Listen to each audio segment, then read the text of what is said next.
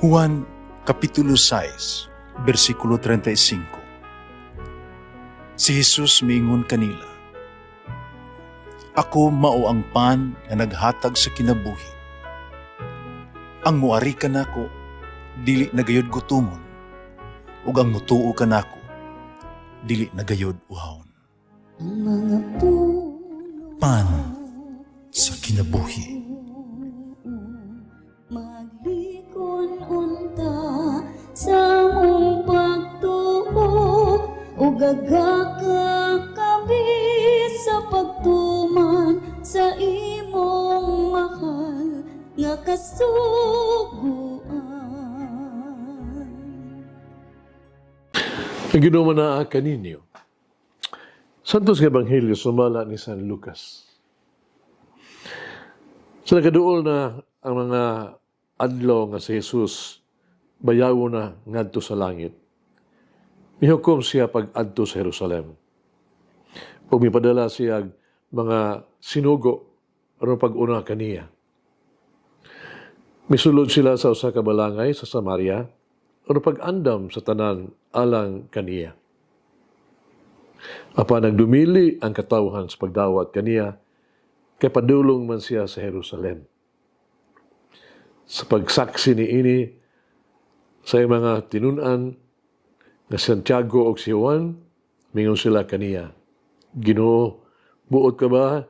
Mapaulan kami kalayo gikan sa langit aron mahurot sila?"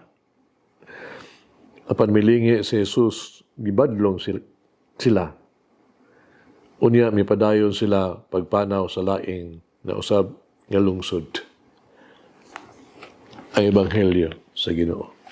Pasalamati ang Ginoo kay siya maayo, ang iyang gugma mulungtad hangtod sa kahangturan. Pasalamati ang Diyos sa tanang mga Diyos, ang iyang gugma malungtaron.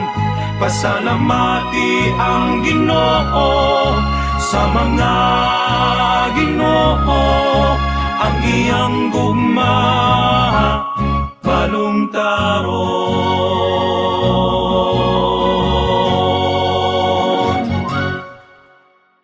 Ang direktang dalan gikan sa Galilea paingon sa Jerusalem mao agi sa Samaria.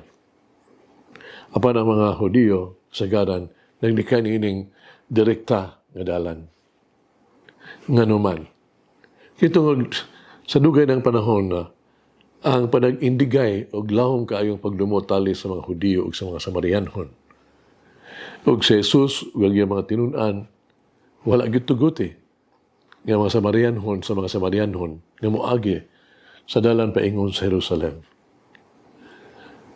Busa si Santiago ug si Juan isugyot sa kalaglagan sa Samaria. Sila gisalikway mao nga sila nagtuo nga ang mga Samarianhon takos usab sa bugat nga silot. Apan si Jesus dili gayon mutugot o pagpanimalos. Dili gayon tugutan ni Jesus ang kalaglagan sa usa ka tawo sa usa ka butang. Gipili niya ang kalinaw. Napakita siya og pailob ngadto kanila. Yang gitudlo kanila nga ang pagpanimalos makasamot lamang sa pagdumot o pagkabahin-bahin. Kipakita ni Jesus ang labing maayong solusyon sa diha sa biblical verse, no? 56 nga nag-ingon. May panaw sila ngadto sa laing balangay. Dinhi ato ang nakita ni Jesus nga dili maayo ang kasuko ug pagdumot ug pagpanimalos. Walay kapuslanan ang pagdangop sa kapintasan. Gawas pa, di na ito matulid ang usa kasayop pinaagig laing sayop. Karon kung kita libalibaran o gisalikway, dili kita ang mawad-an sa pasensya sa kagalingon. Kung dunay makahimo ka nato og sayop, makapasakit pa ka nato, di na ito isipon nga maong tao nga usa ka kaaway nga angay laglagon kung dili usa lang ka mahisalaang nga tao nga kinahanglan itong giyahan ug pasayloon balik sa Dios. Kailangan natong tan-awon kana nga tao nga dili uban nga makawalay pagtagad, kung dili uban sa pagsabot. Ang kaluoy kinahanglan maghari sa tuang kasing-kasing dili ang pagpanimalos. Nganong ingon man ini, itungod kay si Jesus good, nagbuhat ni anak kanato. Kini ang paagi ni Jesus. Bisan kung kita mo balibad, mo salikoy kaniya, mo talikod kaniya, mapahilayo kaniya, si Jesus wala gyud mudumot o mo salikod gyud kanato. Wala kita niya siluti. Si Jesus nagpadayon sa ulagway, no? Yung pasensya sa pahigilaay, naghalad siya ang kinabuhi alang sa tuang kaluwasan. Kano siya nag-andam sa pagbiabi ka nato, siya dali yung mapasaylo. Si Jesus na kanunay arong pagluwas ka nato. Sa pahigugma ka nato, magpadala ka nato, balik ngadto samahan.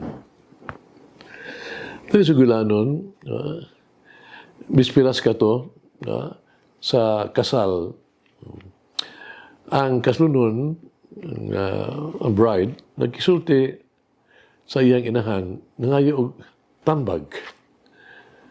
Kiltian siya siyang inahan. Sa sekreto, sa pagpabilin nga maunungon sa iyang amahan, sa sekreto silang yang ginikanan ba, nung faithful sila sa isig usa. Nungutanan siya, unsa man na, mama. Kiltian siya sa inahan. Sa matahigayon nga adunay miscommunication o dili pag sinabtanay tali kaninyo, kanako, o sa imong amahan, ako kanoy lang kong maghilom. Dili ako musulti. Pan ako, magabilin nga, masinabtunon kaniya, uban sa gugma.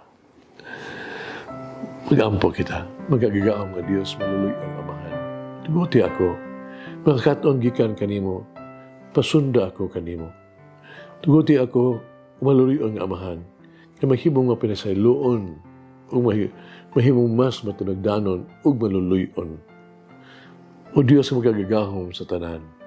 Salamat ako kanimo, sa imong makaluwas nga gugma, sa imong kamaluluyon sa mga pamaagi, o sa makanunayon nga pagpailob ka namo. Amen. Mama Mary, open my eyes and my heart to see how good can come from something that causes me pain. Langin na ang Diyos magagawang sa tanan, Amahan, Anak, Espiritu Santo. Amen. May the Lord of the divine mercy bless us all, heal us from all diseases and suffering. Ayun unta niya kita, tanang mga sakit na sa lawas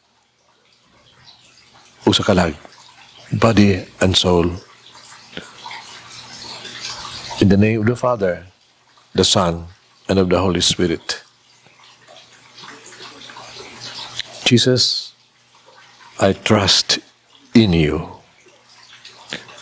Amen. Whoever eats the bread of life will never hunger, says the Lord. Kay galaan inyong nabati ang pagpaambit ug hamubong pamalandong sa pulong sa Dios pinaagi sa tulumanon.